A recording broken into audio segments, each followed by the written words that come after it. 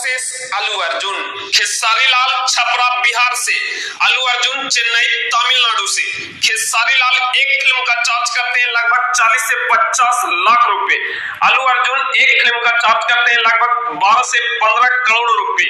खेसारी लाल का सबसे पहला फिल्म था साजन चले ससुराल। अल्लू अर्जुन का सबसे पहला फिल्म था गंगोत्री। खेसारी लाल ने अभी तक लगभग 60 पिक्चर कर चुके हैं।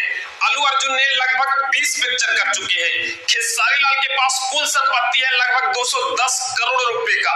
अल्लू अर्जुन के पास कुल संपत्ति है लगभग 350 करोड़ रुपए। खेसारी लाल के पास 40 लाख का लग्जरी कार है जिसका नाम है फॉर्च्यूनर। अल्लू अर्जुन के पास 2.5 करोड़ का लग्जरी कार है जिसका नाम है range rover. Khesari Lal Bhojpuri industry से, अल्लू अर्जुन टॉलीवुड इंडस्ट्री से। तो अब आप लोग बताइए कि आज का विनर कौन है, खेसारी लाल या अल्लू अर्जुन? कमेंट बॉक्स में जरूर बताइएगा कि आज का विनर कौन है।